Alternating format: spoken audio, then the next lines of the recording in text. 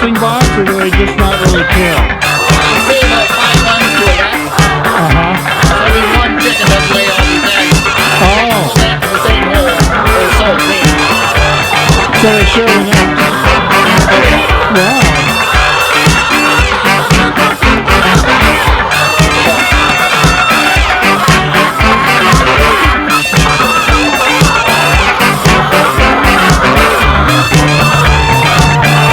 And the egg color has to do with the breed rather than that they're feeding, or how does that work?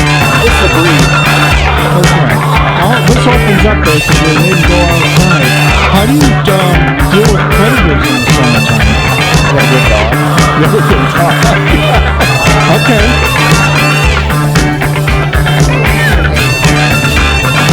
Hey, okay. And these are some of the oldest houses that you've got here? This is the oldest house. Wow. So like half the size of the one we just said? They've got the whole area, but they're all pretty staying pretty close to each other and their food here, right? Yep. How many did you say here? 750. Oh, fancy ones.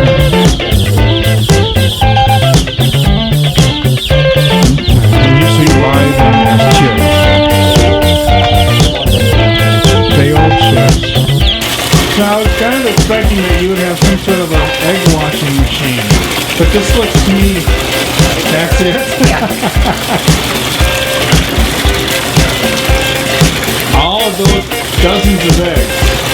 Touch an egg. 1 egg 3 times. Okay. Pick it, wash it, and a box it. This is our fancy egg washing machine.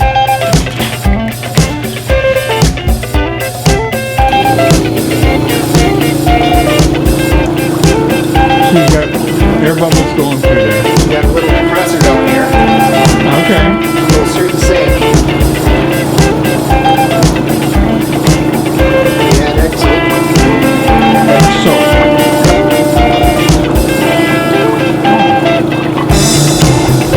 Let it sit there and boil for a while. Helps work all the stuff out. Leave the egg. And the soap kind of shines the egg up too. And those two green. Keep it from bouncing.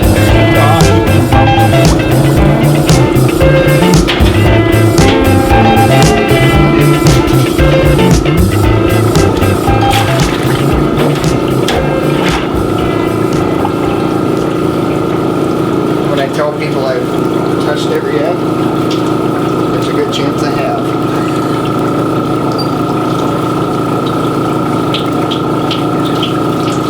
Wow. These eggs take up a lot of time. Finished product. It's very time consuming. But we've been doing it for years.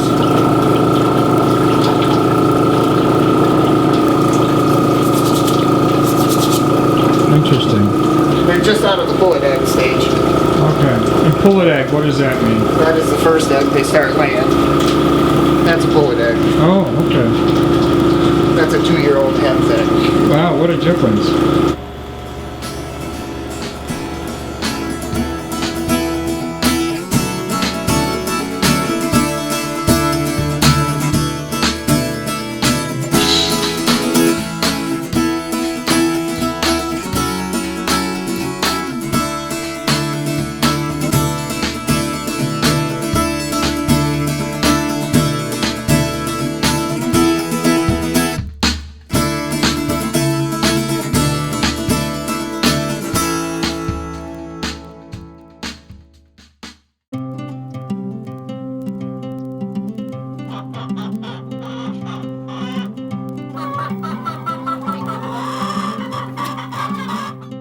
You are at Fickle Creek Farm in Effland, North Carolina, which is in Orange County, right in the center of the Piedmont region of North Carolina. And we describe Fickle Creek Farm as a small-scale, diversified, sustainable farm. This farm right here is 61 acres. That's kind of the size of it. The sustainability part comes in with our practices. We are trying to produce food at the same time that we protect the environment and bring in minimal inputs from the outside. And that's always a challenge. The produce we grow is completely by organic standards and practices. However, we've chosen to not get certified because sometimes what I call technically organic but not sustainable option just doesn't make sense. We've decided to use locally milled feed, for example. The reason for that is to get the certified organic feed that we had available at the time. It came from a much longer distance. We sell retail direct. We do very little wholesale. So it's not like our product is on a shelf somewhere and the only thing the consumer has to go by is the stamp on it that says certified organic. We're very lucky in that we have a customer base that really supports us. They come out to the markets in rain or shine. They appreciate what we're doing and how we're doing it. But that helps financially, of course, but that also gets us into kind of communally sustainable. The farmer and the farm workers have to make a living along the way too. So it has to be sustainable for the farmer first. This farm is what I would call a agroforestry system. A definition for agroforestry: the inclusion of a woody perennial component in a farming system meant to produce livestock and or produce. So our trees, just like our livestock, we look at in two ways. They have service benefits and they have product benefits. So examples that we get from the trees are shade, improved aesthetics, erosion control. The trees are doing a lot of things that aren't necessarily monetary income, but they are important services to be sustainable and to be an enjoyable place to farm. We heat our home with firewood, and so firewood is an actual product. So there are products as well from the trees. By having not only our crops and our pastures, but then completely natural forested areas, our biodiversity is much, much higher than most agricultural systems. The livestock that we have brought to the farm and that we have now all got here because we were trying to meet a need of the farm's sustainability. Chickens, for example, we started with laying hens.